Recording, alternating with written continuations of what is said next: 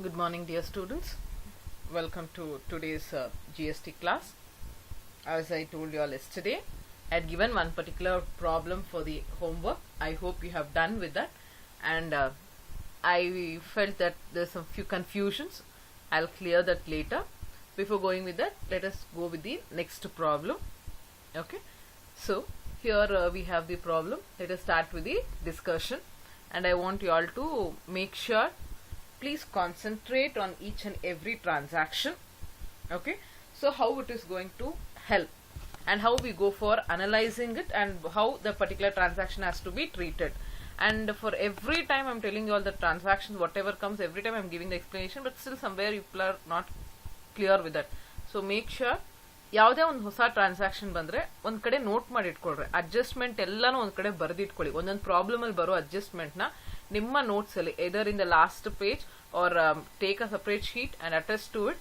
In that one adjustment how it has to be done, why ಆತರ ನೀವು ಒಂದೊಂದು adjustment ಒಂದ್ ಕಡೆ ಬರ್ಕೊಂಡು ಬಂದೇನೆ ನಿಮ್ಗೆ ಎಕ್ಸಾಮ್ ಟೈಮಲ್ಲಿ ಅಥವಾ ಯಾವಾಗಾದ್ರು ಪ್ರಾಬ್ಲಮ್ ಮಾಡಾದ್ಮೇಲೆ ಮತ್ತೆ ಅದನ್ನ ನೋಡಿದ್ರೆ ನಿಮಗೆ ಅರ್ಥ ಆಗೋದು. ಓಕೆನಾ?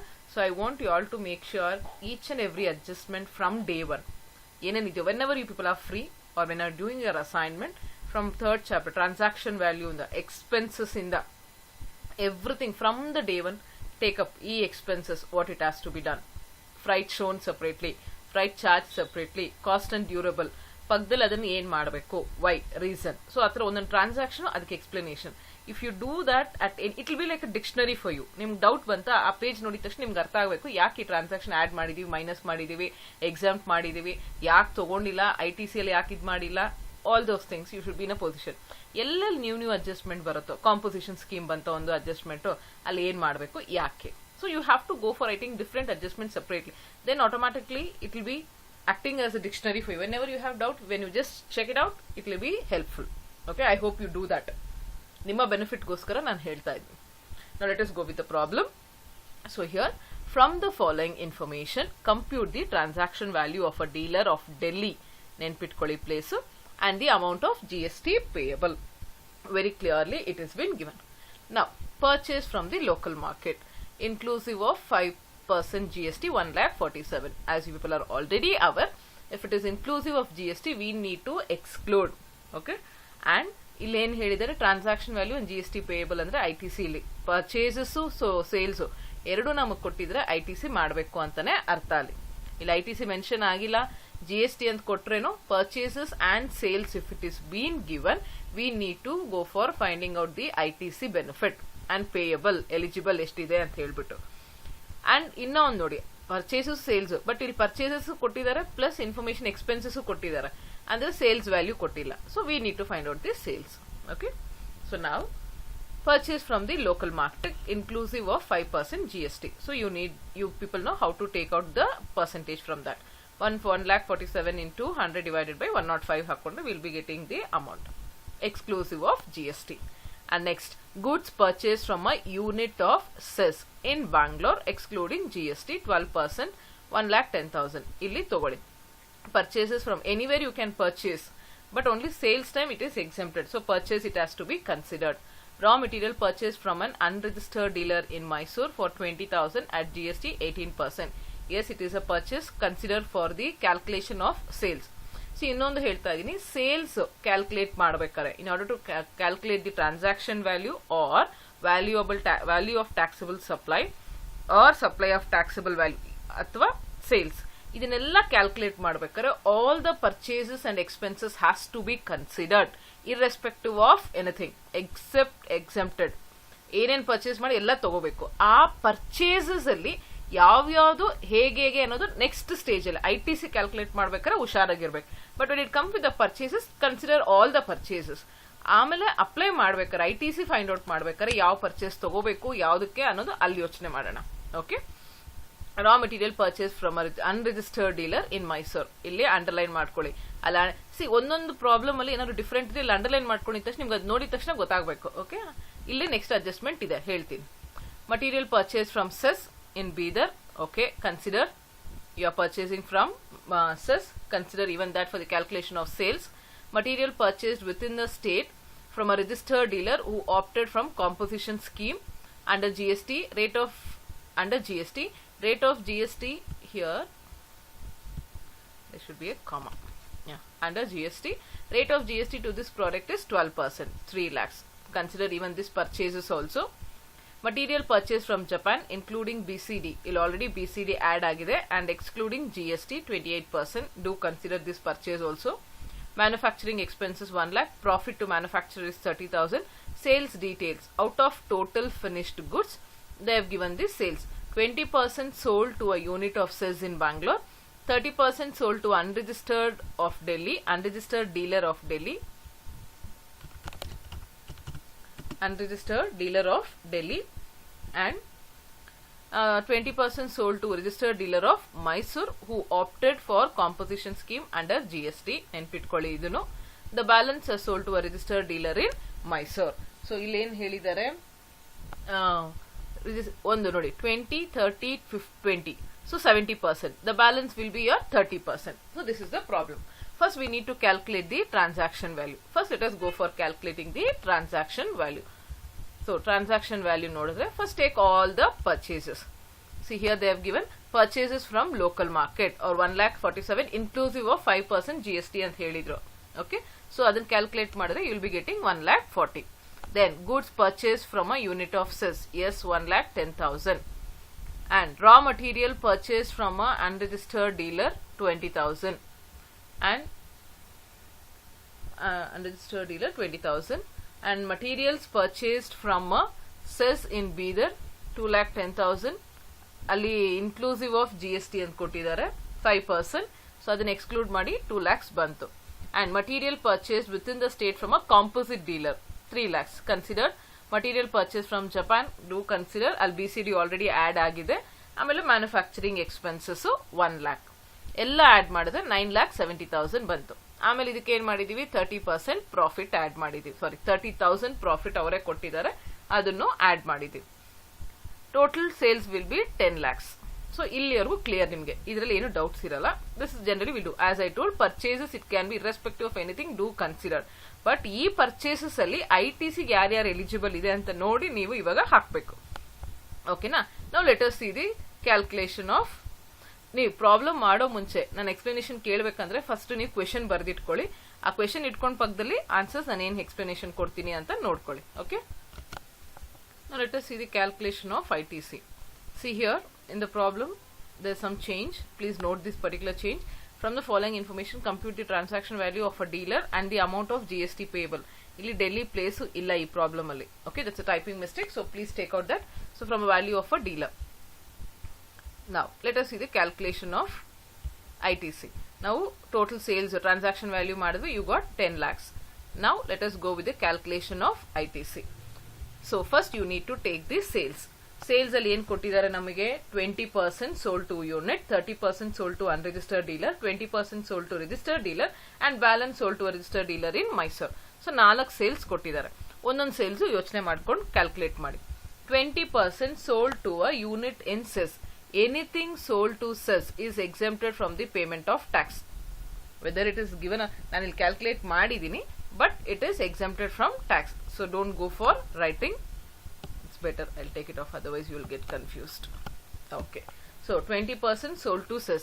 See, purchase ಮಾಡಬೇಕಾದ್ರೆ ನಾನು ಪ್ರತಿ ಸಾರಿ ಹೇಳ್ತಿದ್ದೀನಿ, ಪರ್ಚೇಸ್ ಮಾಡಬೇಕಾದ್ರೆ CEZ ಇಂದ IGST ಮಾಡ್ಕೊಂತಾರೆ. Why? Because it is considered as interstate transaction. ಬರೋದನ್ನ ಅವರು with that particular income will be utilized for the development of that particular region. But ನಾವು ಸೇಲ್ಸ್ ಮಾಡ್ಬೇಕಾದ್ರೆ ನಮಗೆ tax charges or it is exempted from the, ನಾವು ಅವ್ರ ಕಡೆ ತಗೊಳೋದಿಕ್ಕಾಗಲ್ಲ, because they are in the special economic zone. ಅವ್ರಿಗೆ benefit ಆಗಲಿ ಅಂತ ಟ್ಯಾಕ್ಸ್ ನಾವು ಅವ್ರಿಗೆ ಚಾರ್ಜ್ ಮಾಡೋದಕ್ಕಿಲ್ಲ. Okay, so 20% sold to CEZ in Bangalore, it is exempted from payment of tax.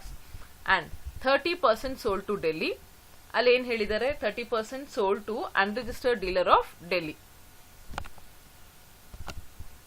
30% ಅಂದ್ರೆ ಆ 10 lakhs ಅಲ್ಲಿ 30% into 18%. ಸ್ಟಾರ್ಟಿಂಗ್ ಅಲ್ಲಿ ಪ್ಲೇಸ್ ಮೆನ್ಷನ್ ಆಗಿಲ್ಲ ಅಂತ ಹೇಳಿದೆ, ಸೊ ಪ್ಲೇಸ್ ಮೆನ್ಷನ್ ಆಗದಿರೋ ಇರೋದ ಕಾರಣ Delhi will be IGST.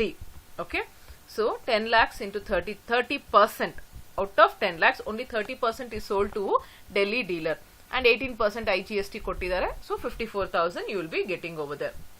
And coming to the sales, ಈ ಸೇಲ್ಸ್ ಅಲ್ಲಿ 18% ಎಲ್ಲಿ ತಗೊಂಡಿದ್ದೀನಿ, ಅವ್ರ ಕ್ಯಾಲ್ಕುಲೇಷನ್ ಕ್ವೆಶನ್ ಅಲ್ಲಿ ನೋಡ್ರಿ, ಸೇಲ್ಸ್ ಬಗ್ಗೆ ಬರೀ out of total finished goods ಅಂತ ಹೇಳ್ಕೊಟ್ಟಿದ್ದಾರೆ. They have not given you the tax rate. If the tax rate is not being given, we consider the 18% as the standard rate. Okay. Now 20% sold to dealer from sold to a dealer of composite dealer of Mysore. So next ಏನು ಮಾಡಿದ್ದಾರೆ, 20% sold to a registered dealer of Mysore who opted composite scheme.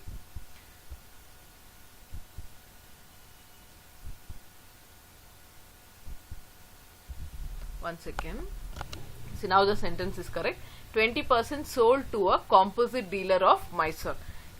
Composite dealer ಅಂತ ಹೇಳಿದ ತಕ್ಷಣ ನಾವೇನ್ ಮಾಡ್ತೀವಿ, and they have given as Mysore, we do consider as intrastate transaction. 10 lakhs ಅಲ್ಲಿ 20% ಮಾತ್ರ composite dealer ಗೆ ಸೇಲ್ ಮಾಡ್ತೀವಿ. ಆಮೇಲೆ ಇರೋದನ್ನ 80% ಅಲ್ಲಿ 18% 9 ಈಚ್ ಹಾಕ್ಬಿಟ್ಟು CGST ಮತ್ತೆ SGST ಕೊಡ್ತೀವಿ. Please be very clear, you can purchase from composite dealer, but ನೀವೇನ್ ಮಾಡಿ ಪರ್ಚೇಸ್ ಮಾಡ್ಬೇಕಾದ್ರೆ ಅವನಿಗೆ ಪರ್ಚೇಸ್ ನೀವು ಮಾಡ್ಬೋದು, ಅವನ ಹತ್ರ ಪರ್ಚೇಸೇ ಮಾಡಬಾರ್ದು ಅಂತಲ್ಲ, ಬಟ್ ಅವನಿಗೆ ITC ಬೆನಿಫಿಟ್ ಮಾತ್ರ ಕೊಡಲ್ಲ. ಬಟ್ ನೀವು ಸೇಲ್ಸ್ ಅವನಿಗೆ ಮಾಡಬಹುದು. ಸೇಲ್ಸ್ ಮಾಡ್ಬೇಕಾದ್ರೆ ನೀವು ಟ್ಯಾಕ್ಸ್ ಹಾಕ್ಬೋದು, because government already composition scheme ಅಂದ್ರೆ ಅವ್ರಿಗೆ ಬೆನಿಫಿಟ್ ಆಗ್ಲಿ ಅಂತ. ಇನ್ನೂ ITC ಅವ್ರಿಗೆ ಬೆನಿಫಿಟ್ಸ್ ಜಾಸ್ತಿ ಕೊಟ್ರೆ, ಆಲ್ರೆಡಿ ಒಂದು ಬೆನಿಫಿಟ್ ಕೊಟ್ಟರೆ ಇನ್ನೊಂದು ಬೆನಿಫಿಟ್ ಕೊಡೋದು ಬೇಡ ಅಂತ ಹೇಳ್ಬಿಟ್ಟು they have given only the people like tax burden already ಕಮ್ಮಿ ಮಾಡಿದ್ದಾರೆ, ಸೊ ಅವರಿಗೆ ITC ಬೆನಿಫಿಟ್ ಇಲ್ಲ. ಬಟ್ ನೀವು ಬಂದ್ಬಿಟ್ಟು ಯಾವ ಡೀಲರ್ಗಾದ್ರೂ ಆಗ್ಲಿ ನೀವು ಸೇಲ್ಸ್ ಮಾಡಬಹುದು. Okay, so you are selling 20% sold to a composite dealer of Mysore ಆಗಿರೋದ್ರಿಂದ ಇಂಟ್ರಾಸ್ಟೇಟ್ ಟ್ರಾನ್ಸಾಕ್ಷನ್ 20%, ಅದರಲ್ಲಿ 9% ಈಚ್ ಅಂತ ಹೇಳಿ CGST ಮತ್ತೆ SGST ಕೊಡ್ತೀರಾ. And next sold to dealer in Mysore, again ಎಷ್ಟು ಸೋಲ್ಡ್ ಆಗಿದೆ ಫೋರ್ತ್ ಟ್ರಾನ್ಸಾಕ್ಷನ್ ಅಲ್ಲಿ, the balance sold to a registered dealer ಅಂತ ಹೇಳಿದೀವಿ. ಬ್ಯಾಲೆನ್ಸ್ ಎಷ್ಟಿರುತ್ತೆ, 20 + 30 50, 50 + 20 70, 100 ಅಲ್ಲಿ 70 ಹೋದ್ರೆ another 30% only you will be giving to the fourth sales. So 30% into 9 each 27 ಬರುತ್ತೆ. Okay, so ಇದು ಟೋಟಲ್ ಸೇಲ್ಸ್ 4 ಟ್ರಾನ್ಸಾಕ್ಷನ್. ನಾವು take the total sales over here, 45,000, 58,000. Now sales is done and we have named it as A. Now go for the purchases. Now please be clear with this. Purchase from a local market. List ಆಗಿದೆ, ಅಲ್ಲಿ exclude ಮಾಡಿದ್ಮೇಲೆ tax 1,40,000 ಬಂತು, ಅಲ್ಲಿ 5% GST ಅಂತ ಕೊಟ್ಟಿದ್ದಾರೆ. So 2.5 each CGST ಮತ್ತೆ SGST. Goods purchased from a unit of cess. When you are purchasing from cess, irrespective of place, it is considered as interstate transaction, and they have given 12% and you have calculated IGST. And next, raw material purchased from an unregistered dealer.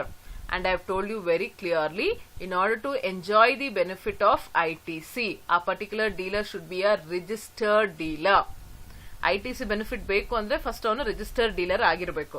If is not a registered dealer, ಒಂದು ಅರ್ಥ ಮಾಡ್ಕೊಳ್ಳಿ, in order to get any benefits from the government or from any act, first they have to be a registered dealer ಅಂತ ಹೇಳ್ತೀವಿ, especially it comes with ಇದು. ಇವಾಗ for an example, ಇವಾಗ ಈ concept ಅರ್ಥ ಮಾಡ್ಕೋಬೇಕು ಅಂದ್ರೆ, if the government is given a scholarship for the students, you and me, if you wanted to enjoy, first you have to be a student. If you are not a student, you cannot enjoy the scholarship. Correct? ಅದೇ ರೀತಿ, if any free scheme ಅಥವಾ free ration is been given for a citizens of India ಅಂದ್ರೆ you have to be a citizen of India. ಅದೇ ರೀತಿ, if you wanted to enjoy any benefits, first you have to register under the GST. ನಾನು ನಿಮ್ಗೆ starting ಅಲ್ಲಿ ಹೇಳಿದ್ದೀನಿ, GST registration is optional. ನೀವು ವಾಲಂಟರಿಯಾಗಿ ಮಾಡ್ಕೊಂಡ್ರೆ, register ಮಾಡ್ಕೊಂಡು ಡೀಲರ್ ಆಗಿದ್ರೇನೆ ನಿಮಗೆ ಈ ಬೆನಿಫಿಟ್ ಸಿಗೋದು. ನಾನು ಆಪ್ಷನ್ ತಗೊಂಡೇ ಇಲ್ಲ ರಿಜಿಸ್ಟ್ರೇಷನ್, ಮತ್ತೆ ನನಗೆ ಬೆನಿಫಿಟ್ ಬೇಕು ಅಂದ್ರೆ ಸಿಗೋದಿಲ್ಲ. So here, material purchase from unregistered dealer, you can purchase, but when they go for purchasing for them, what happen, the ITC benefit will not be given. Okay, so raw material purchase from the unregistered dealer, for that the ITC benefit will not be given. And raw materials purchased from cess, even though it is in Bidar, cess ಅಂದ ತಕ್ಷಣ ಅಲ್ಲಿ 5% IGST calculate ಮಾಡಿ ಹಾಕಿದೀವಿ. ಇಲ್ಲಿ ನೋಡ್ರಿ, material purchase with in the state from a composite dealer. ಇಲ್ಲೇನ್ ಹೇಳಿದೀವಿ, anything purchase from a composite dealer. If you are purchasing anything, the composite dealer are not eligible for ITC. Getting my point? You can sell to him, but purchase ಮಾಡ್ಬೇಕಾದ್ರೆ ಅವ್ರಿಗೆ ಅಲ್ಲಿ ಅವ್ರ ಹತ್ರ ಮಾಡಿರೋ ಟ್ರಾನ್ಸಾಕ್ಷನ್ಗೆ ನಮಗೆ ITC ಬೆನಿಫಿಟ್ ಬರೋದಿಲ್ಲ. Next, material purchase from Japan 10,000 into other. Intrastate again ಇಲ್ಲಿ ನೋಡಿ ಎಕ್ಸ್ಪೋರ್ಟ್ಸ್ ಅಂಡ್ ಇಂಪೋರ್ಟ್ಸ್ ಗೆ ನಾವು GST ಇಲ್ಲ ಅಂತ ಹೇಳ್ತೀವಿ. But when it comes with the ITC V do consider it as the interstate transaction ಅಂತ ಹೇಳಿ IGST ಕೊಡ್ತೀವಿ. ಓಕೆ, ಸೊ ಇಲ್ಲಿ ಜಪಾನ್ ನಿಂದ ತಗೊಂಡಿರೋದಕ್ಕೆ 28% ಹಾಕೊಂಡು IGST 28%, ಇಲ್ಲಿ ಬಂದ್ಬಿಟ್ಟು 28,000 ಬರುತ್ತೆ. ಅಲ್ಲಿ ಎಷ್ಟು ತಗೊಂಡಿದ್ವಿ? 10,000 ತಗೊಂಡಿದ್ವಿ. ಅದರಲ್ಲಿ ಸೊ ಚೆಕ್ಔಟ್ ಹೋದೆ. So it is 1 lakh. 1 lakh ಅಲ್ಲಿ 28% will be 28,000. Okay, as a typing mistake. 28,000. Clear? Purchase from a local market, intrastate, CGST and SGST. Goods purchase from a cess, anything purchased from cess, IGST. Purchase from an unregistered dealer, as it is unregistered dealer, no ITC benefit given. Be there in respective cess illi IGST ಹಾಕಿದೀವಿ. Composite scheme dealer ಆಗಿದ್ರೆ ಅವನಿಗೆ ITC benefit ಇಲ್ಲ. Japan ಅಂತ ಹಾಕಿರೋದ್ರಿಂದ IGST ಅಂತ ಹಾಕಿ 28%, 28,000 ಹಾಕಿದೆ. So these are the total transaction of the purchases. Now take the total purchases. You got 3,500, 3,500, 13 plus 10 plus 28, you got 51,200. Now in order to find out the balance tax payable, A minus B, that is sales minus purchases. 45,000 minus 3,500, 41,500. Still you need to pay to the government 41,500 of CGST, 41,500 of SGST.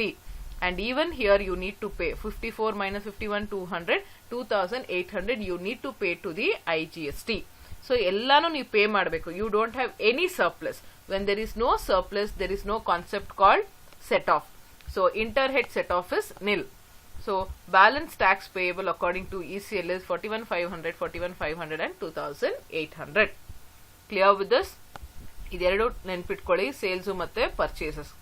So with this particular problem comes to end. Now let us go with the previous problem. I think in previous class I had given you the homework problem. I think it is Mr. Kamal problem if I am correct.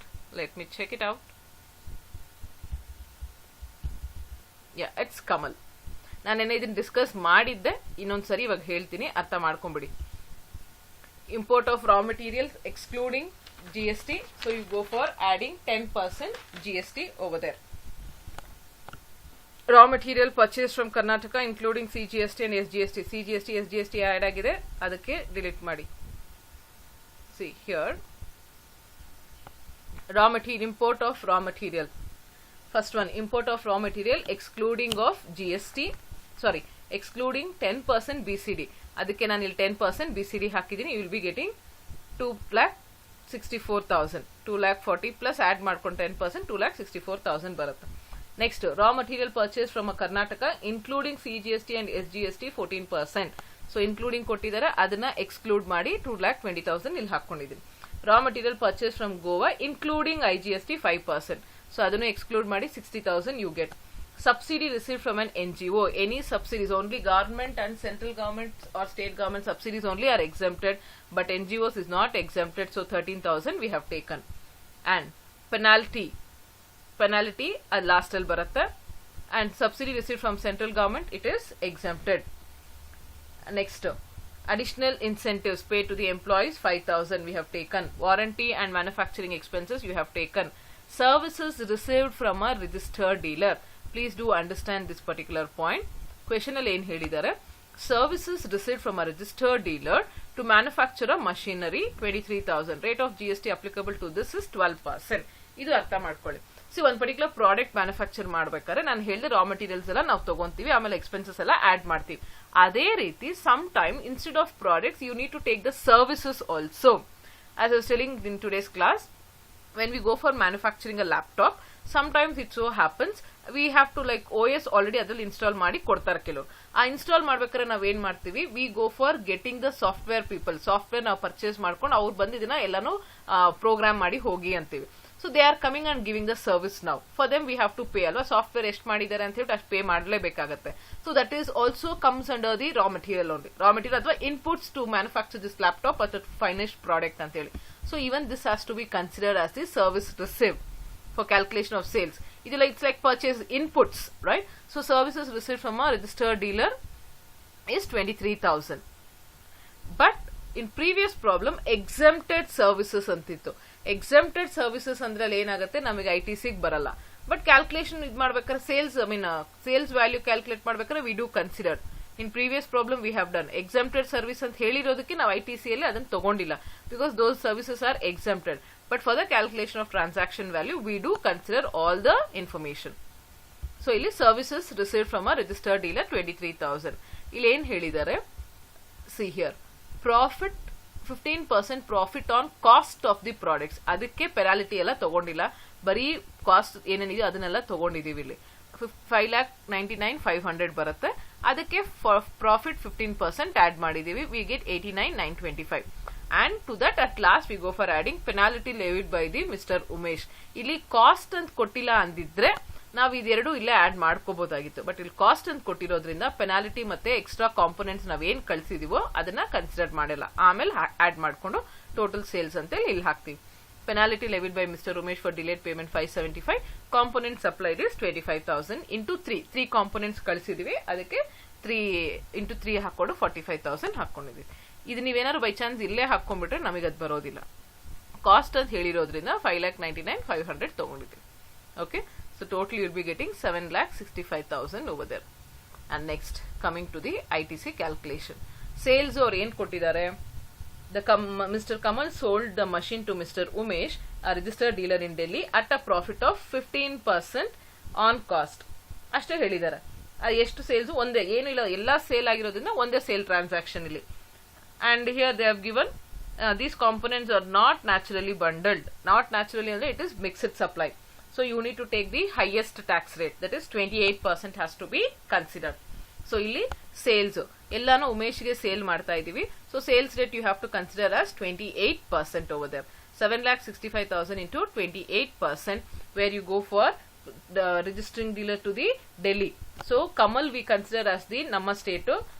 He is selling the dealer to Umesh of Delhi. So interstate ಆಗಿರೋದ್ರಿಂದ IGST ಹಾಕ್ಬಿಟ್ಟು 2,14,200 we get. Only one sale transaction and take the total sales. ಇಲ್ಲಿ ನೋಡ್ರಿ, inputs ಅಲ್ಲಿ ನೋಡ್ರಿ, please concentrate on this. First transaction ಏನಿದೆ, import of raw material excluding 10% BCD. ಅವಾಗಲೇ ಹಾಕಿ ಮಾಡಿದ್ವಲ್ಲ, 2,64,000 ತಗೊಂಡಿದೀವಿ. And ಅಲ್ಲಿ IGST ಅಂತ ಕೊಟ್ಟಿರೋದ್ರಿಂದ 12% ಹಾಕೊಂಡು ಇಲ್ಲಿ IGST ಹಾಕಿದೀವಿ. And raw material purchase from Karnataka, ಅಲ್ಲಿ ಅವಾಗಲೇ ಎಕ್ಸ್ಕ್ಲೂಡ್ ಎಲ್ಲ ಮಾಡಿ 2,20,000 ಬಂತು. 14 each, 30,800, 30,800. Raw material purchase from Goa, ಬೇರೆ ಸ್ಟೇಟ್ ಆಗಿರೋದ್ರಿಂದ ಇಂಟರ್ ಸ್ಟೇಟ್ ಹಾಕೊಂಡು 3,000 IGST ಕೊಟ್ಟಿದೀವಿ. ಆಮೇಲೆ services received from a registered dealer. Even services which is used, which is engaged for the manufacturing of a product or a machinery. So we have considered that. ಈ previous ಪ್ರಾಬ್ಲಮ್ಗೆ ನಾವು services ತಗೊಂಡಿಲ್ಲ, because ದೋ services R exempted. ಎಕ್ಸಮ್ಟೆಡ್ಗೆ ನಾವು ITC benefit ಇಲ್ಲಿ ಕೊಡೋದಿಲ್ಲ. So we have not taken that, but in this problem we have taken services received from a registered dealer. So here 23,000 into 6 each, ಅಲ್ಲಿ 12% ಕೊಟ್ಟಿದ್ದಾರೆ, 6 each ಹಾಕೊಂಡು CGST ಮತ್ತೆ SGST ಕೊಟ್ಟಿದ್ದೀವಿ. ನಾವು we have taken the total of B. So A minus B. A ಅಲ್ಲಿ CGST ಏನೂ ಇಲ್ಲ. So you have surplus of 32,180, 32,180, but here you don't have the surplus IGST. 2,14,000 minus 34,680, you have to pay 1,79,520 for the IGST. IGST surplus ಇಲ್ಲ, but CGST ಮತ್ತೆ SGST ಇದೆ. So ನಾವು what you do, ಇದೆರಡು add ಮಾಡಿ ಇದನ್ನ ತಗೊಂಡು ನಾವು IGST clear ಮಾಡ್ತೀವಿ. ಎಷ್ಟಾಗುತ್ತೋ ಅಷ್ಟು ಪೇ ಮಾಡ್ಬಿಡೋಣ ಅಂತ ಹೇಳಿ. So interhead set off this is again, see, check it out here.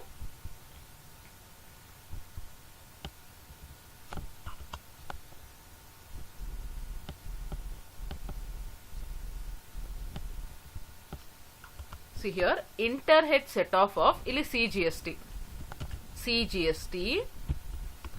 and ಇವಾಗ ಎರಡು ಸೇರಿ ನಾವು ಕೊಡ್ತಾ ಇರೋದು SGST towards IGST. Okay, see ಇದನ್ನ ಎರಡು ಸೇರಿ ನಾವು ಇವ್ರಿಗೆ ಕೊಡ್ತಾ ಇದೀವಿ. ಅದಕ್ಕೆ inter head set off CGST and SGST towards IGST. ಯಾರಿಗೆ ಸೆಟ್ ಆಫ್ ಮಾಡ್ತಾ ಇದೀವಿ, ಯಾರತ್ರ ತಗೊಂಡು ಅಂತ ಹೇಳ್ಬಿಟ್ಟು. ಇವ್ ನಾವು ಆಕ್ಚುಲಿ IGST ಗೆ 1,79,000 ಪೇ ಮಾಡಬೇಕು, 1,79,520. ಬಟ್ ನಮ್ಮ ಹತ್ರ ಇದು ಎರಡೂ ಆಡ್ ಮಾಡಿದ್ರೆ ಇರೋದೇ 64,000. ಸೊ ಎಷ್ಟಿದೆಯೋ ಅಷ್ಟು ಪೇ ಮಾಡ್ಬಿಡೋಣ ಅಂತ ಹೇಳಿ CGST ಮತ್ತೆ SGST ಟೋಟಲ್ ಆಡ್ ಮಾಡ್ಕೊಂಡು ನೋಡಿದ್ರೆ 64,360 ಬರುತ್ತೆ. ಆ 64,360 ಇಲ್ಲಿ ಪೇ ಮಾಡ್ಬಿಡ್ತೀವಿ. ಇಲ್ಲಿ ಇವ್ರಿಗೆ ಸೆಟ್ ಆಫ್ ಮಾಡ್ತೀವಿ. ಸೆಟ್ ಆಫ್ ಮಾಡಿನೂ ನಾವಿನ್ನು IGST ಎಷ್ಟು ಪೇ ಮಾಡಬೇಕು? 1,15,160 balance tax payable according to ECL. Clear? ಯಾವುದು ಸರ್ಪ್ಲಸ್ ಇರುತ್ತೋ ಅದು ತಗೊಂಡು ನಾವು IGST ಪೇ ಮಾಡಬೇಕಾಗುತ್ತೆ. Clear with that? So with this, yesterday's homework problem, I think many of them have done. Those who have not done would have got a clear picture now. And today's problem, I have explained with this very clearly, and I want you all to just revise once. First video ಎಲ್ಲ ಕೇಳಿಸ್ಕೊಂಡು ಆಮೇಲೆ ನೀವೇ ಕೂತ್ಕೊಂಡು question ಮಾತ್ರ ಇಟ್ಕೊಂಡು analyse ಮಾಡಿ ನೀವೇ ಮಾಡಿ. ಬ್ಲೈಂಡ್ ಆಗಿ ಬರ್ತಿದೆ ಅಂತ ಹೇಳಿ ವಿಡಿಯೋ ನೋಡ್ಕೊಂಡು ಮೊಬೈಲ್ ಅಲ್ಲಿ ಕಾಪಿ ಮಾಡಕ್ ಹೋಗ್ಬೇಡಿ. Many people are doing that. Please don't do with that. Okay? So with this, I'll wind up today's class. Thank you. Have a nice day.